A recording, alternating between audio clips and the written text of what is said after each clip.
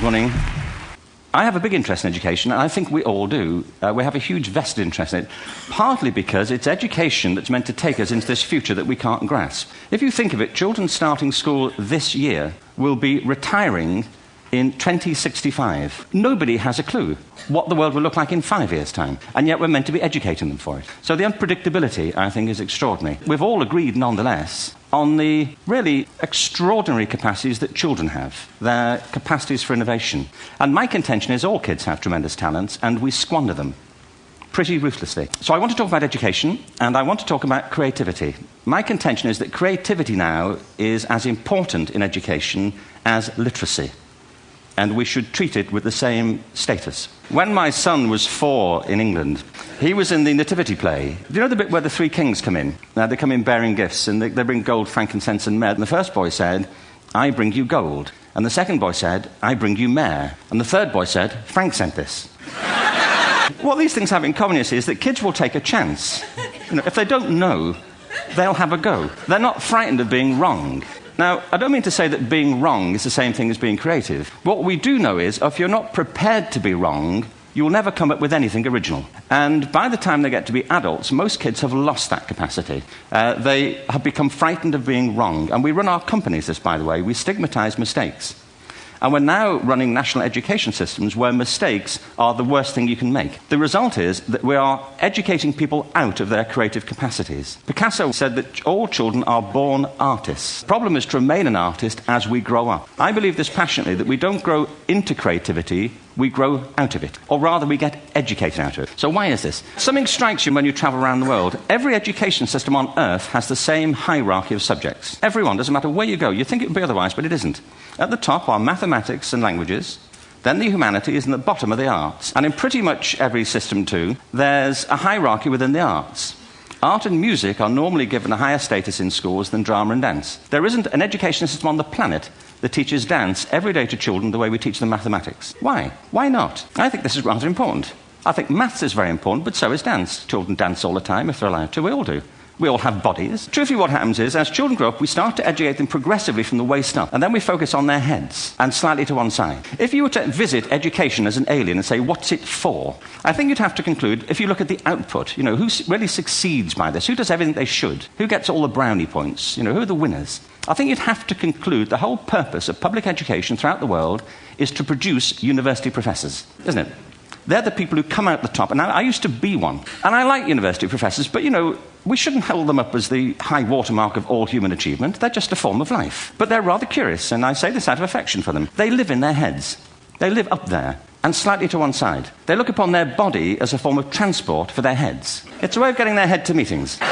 Our education system is predicated on the idea of academic ability. And there's a reason. There were no public systems of education really before the 19th century. They all came into being to meet the needs of industrialism. So the hierarchy is rooted on 2 ideas. Number one, the most useful subjects for work are at the top. So you were probably steered benignly away from things at school when you were a kid, things you liked, on the grounds you would never get a job doing that. Don't do music, you're not going to be a musician. Don't do art, you won't be an artist. Benign advice. Now, profoundly mistaken. The whole world is engulfed in a revolution.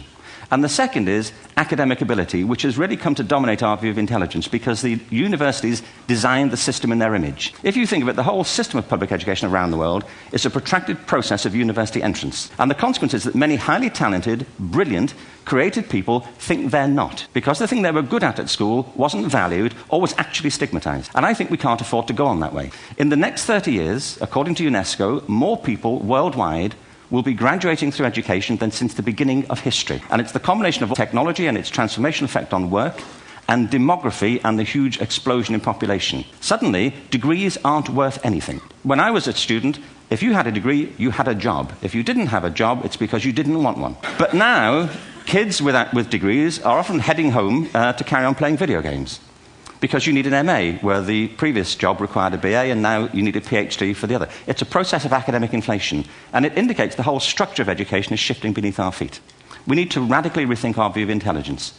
We know 3 things about intelligence. One, it's diverse. We think about the world in all the ways that we experience it. We think visually, we think in sound, we think kinesthetically, we think in abstract terms, we think in movement. Secondly, intelligence is dynamic. If you look at the interactions of a human brain, intelligence is wonderfully interactive. The brain isn't divided into compartments. In fact, Creativity, which I define as the process of having original ideas that have value, more often than not comes about through the interaction of different disciplinary ways of seeing things. And the third thing about intelligence is it's distinct. I'm doing a new book at the moment called Epiphany, which is based on a series of interviews with people about how they discovered their talent. It's really prompted by a conversation I had with a wonderful woman who most people have never heard of. She's called Gillian Lynn. Have you heard of her? She's a choreographer, and everybody knows her work. She did Cats and Phantom of the Opera. She's wonderful. Anyway, Gillian and I had lunch one day. I said, how'd you get to be a dancer? And she said it was interesting. When she was at school, she was really hopeless. The school in the 30s wrote to her parents and said, we think Gillian has a learning disorder. She couldn't concentrate. She was fidgeting. I think now they'd say she had ADHD. But this was the 1930s, and ADHD hadn't been invented, at this point, so it wasn't an available condition. People weren't aware they could have that. Anyway, she went to see this specialist with her mother, and she was led and sat on this chair at the end, and she sat on her hands for 20 minutes while this man talked to her mother about all the problems Gillian was having at school. And at the end of it, the doctor went and sat next to Gillian and said, Gillian, I've listened to all these things that your mother's told me. I need to speak to her privately. She said, wait here, we'll be back. We won't be very long. And they went and left her. But as they went out the room, he turned on the radio that was sitting on his desk. And when they got out the room, he said to her mother, just stand and watch her. The minute they left the room, she said she was on her feet, moving to the music. And they watched for a few minutes, and he turned to her mother, and he said, Mrs. Lynn, Gillian isn't sick. She's a dancer. Take her to a dance school. I said, what happened? He said, she did. I can't tell you how wonderful it was. We walked in this room, and it was full of people like me. People who couldn't sit still.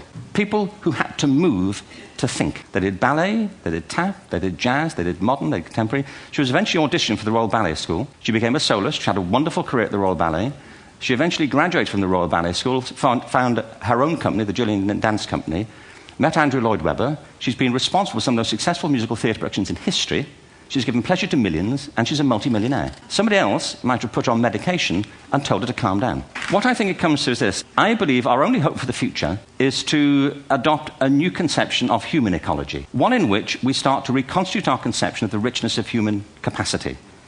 Our education system has mined our minds in the way that we strip mined the earth for a particular commodity. And for the future, it won't serve us. We have to rethink the fundamental principles on which we're educating our children. There was a wonderful quote by Jonas Salk, who said, if all the insects were to disappear from the earth, within 50 years, all life on earth would end. If all human beings disappeared from the earth, within 50 years, all forms of life would flourish. What TED celebrates is the gift of the human imagination. We have to be careful now that we use this gift wisely and that we avert some of the scenarios that we've talked about. And the only way we'll do it is by seeing our creative capacities for the richness they are and seeing our children for the hope that they are. And our task is to educate their whole being so they can face this future. By the way, we may not see this future, but they will. And our job is to help them make something of it. Thank you very much. Bravo. Yeah.